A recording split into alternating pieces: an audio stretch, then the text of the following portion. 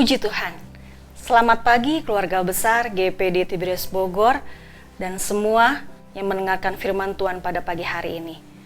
Selamat kita mendengarkan firman Tuhan. Sebelumnya, kita akan berdoa terlebih dahulu. Terima kasih Tuhanku. Terima kasih buat kasih setiamu, penyertaanmu, perlindunganmu dalam hidup kami. Sehingga kami ada sebagaimana kami ada pada pagi hari ini. Semua karena kemurahan Tuhan dan pemeliharaan Tuhan. Tuhan pimpin kami sepanjang hari ini. Sebelum kami melangkah, kami perlu firman-Mu Tuhan. Mari Engkau urapi hamba-Mu dan urapi kami semua. Kami sama-sama diberkati Tuhan. Firman Tuhan sebagai pelita dalam hidup kami. Sehingga kami tidak salah melangkah dan kami kuat dalam menghadapi hidup ini. Terima kasih Tuhan, kami sambut firman-Mu. Dalam nama Tuhan Yesus Kristus. Haleluya. Amin. Puji Tuhan saudara, kita sudah dengar firman Tuhan hari kemarin dan hari kemarinnya lagi bahwa tentang bangunan rohani yang kokoh dan teguh. Kita diminta Tuhan untuk tetap kuat di dalam Tuhan. Kita akan baca ayatnya bersama-sama dalam ayat pokok kita pada pagi hari ini dalam Efesus 6 ayatnya yang ke-10.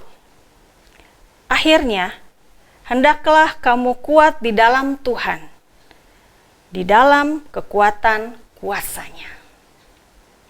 Puji Tuhan saudara, firman Tuhan menginginkan kita, Tuhan menginginkan kita untuk tetap kuat di dalam, tentunya dalam kekuatan kuasanya, bukan dengan kekuatan kita sendiri. Kita mau jadi bangunan yang kokoh dan teguh. Ada satu contoh saudara-saudara dalam Alkitab, tokoh Alkitab ini ya, termasuk tokoh Alkitab, kita buka di dalam 2 Korintus 4 ayat 8 sampai 10. Dalam segala hal kami ditindas, namun tidak terjepit. Kami habis akal, namun tidak putus asa. Kami dianiaya, namun tidak ditinggalkan sendirian. Kami dihempaskan, namun tidak binasa. Kami senantiasa membawa kematian Yesus di dalam tubuh kami, supaya kehidupan Yesus juga menjadi nyata di dalam tubuh kami. Seorang Paulus, saudara-saudara, dia menghadapi banyak tantangan dan ujian. Sekalipun dia katakan, sekalipun ditindas, tapi tidak terjepit. Sekalipun kami habis akal, sebagai manusia kita perlu keterbatasan, habis akal, namun tidak putus asa. Kami dianiaya, namun tidak ditinggalkan sendirian. Karena pekerjaan kuasa Tuhan. Paulus mengandalkan Tuhan dalam hidupnya. Di dalam kelemahannya, kuasa Tuhan malah semakin nyata, saudara-saudara. Karena dia menyerahkan hidupnya ke dalam tangan Tuhan. Berapapun ujian yang kita hadapi, itu untuk membentuk kita, saudara-saudara. Kita hidup di akhir zaman. Kita perlu namanya kedewasaan.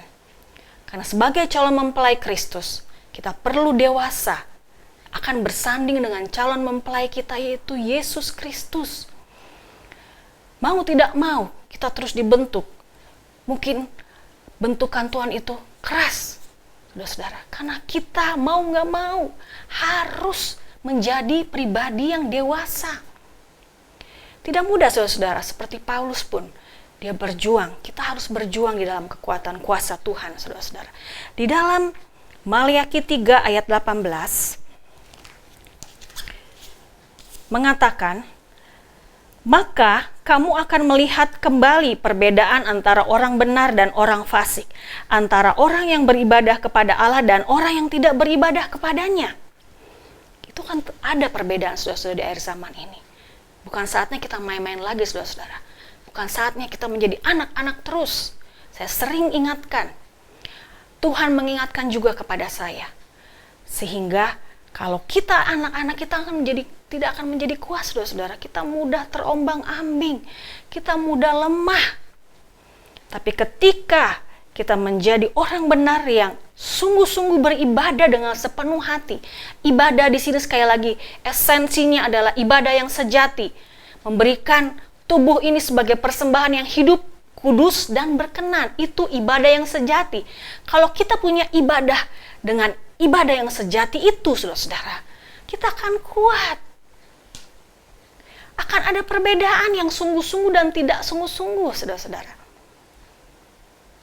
Kalau kita sungguh-sungguh, kita akan kuat, saudara-saudara. Kalau kita setengah-setengah, kita mudah goyah. Tuhan mau kita kuat di dalam kekuatan kuasa-Nya.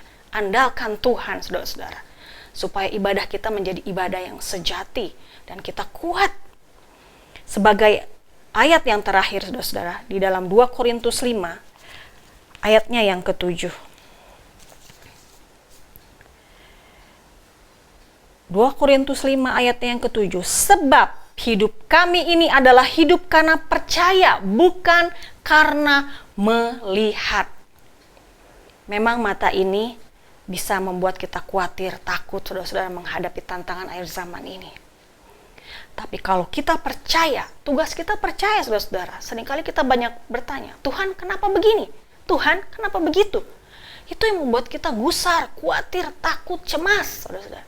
Tapi ketika kita percaya, menyerahkan hidup kita, kita akan kuat. Karena kita tahu kepada siapa kita percaya, Allah yang berkuasa, perkasa, hebat, luar biasa. Dia sanggup melakukan segala sesuatu, saudara-saudara. Oleh sebab itu jaga hati kita.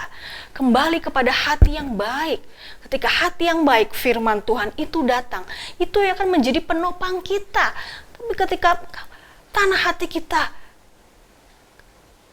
keras, seperti batu, atau mungkin ada semak duri, tanah pinggir jalan, sekali lagi diingatkan lagi, kita tidak akan kuat. Kita akan kuat ketika kita memiliki tanah hati yang baik. Pandangan kita pun akan baik, saudara-saudara. Kita akan hidup oleh percaya, bukan karena melihat. Itu yang memberikan kekuatan dalam hidup kita. Puji Tuhan, saudara-saudara. Tetaplah kuat di dalam Tuhan, di dalam kekuatan kuasa-Nya. Kita berdoa. Kami bersyukur buat firman Tuhan yang sudah kami dengar. Biar itu yang menopang kehidupan kami. Sehingga kami kuat, Tuhan, menjadi orang-orang yang teruji, menang, dan kokoh. Dan kami boleh menjadi calon mempelai Kristus yang dewasa tentunya. Tuhan tolong kami, mampukan kami. Roh Kudus, Engkau mampukan kami yang menopang, mengingatkan firman yang sudah kami dengar. Sehingga kami menjadi pribadi-pribadi yang tangguh dalam Tuhan. Terima kasih Tuhan, berjalanlah bersama kami sepanjang hari ini, memberikan kemenangan. Ketika kami bersama dengan Engkau, kami kuat. Terima kasih Tuhan, inilah yang menjadi doa kami. Kami sambut hari yang baru dengan mengucap syukur dalam nama Yesus. Haleluya. Amin.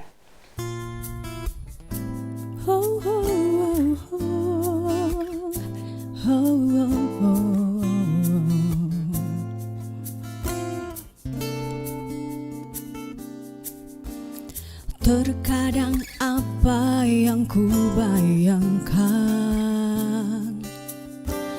tak seperti kenyataan. Kekecewaan dan keputusasaan membayangi hidupku. Ingin ku berlari, namun ku tak mampu. Di batas akhir kekuatanku, Kau datang dengan kasih-Mu,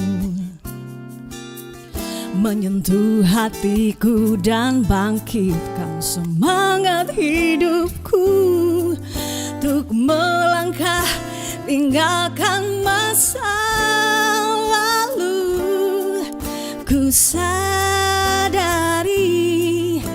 kasih-Mu takkan pernah berakhir. Kau berikan arti dalam hidupku. Oh, oh, oh, oh. Kerinduanku selalu berada di dekat-Mu, berjalan dalam kasih dan kebenaran-Mu sampai akhir hidupku. Oh, oh, oh, oh. keraguan berganti dengan kepastian. Sungguh kau jawaban hidupku, kaulah harapanku, hanya dirimu satu di dalam hatiku. Ku sadari kasihmu takkan pernah berakhir. Kau berikan arti dalam hidupku. Oh, oh, oh, kerinduanku selalu berada di dekatmu, berjalan dalam kasih dan kebenaranmu sampai akhir hidupku.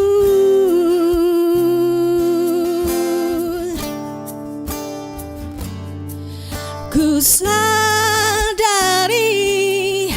kasihmu takkan pernah berakhir. Kau berikan arti dalam hidupku. Oh, oh, oh, kerinduanku selalu berada di dekatmu, berjalan dalam kasih dan kebenaranmu sampai akhir hidupku, sampai akhir hidupku, sampai akhir hidupku.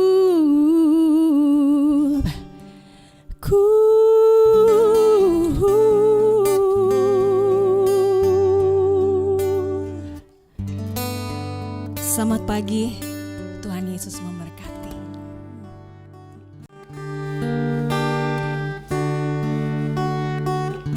Di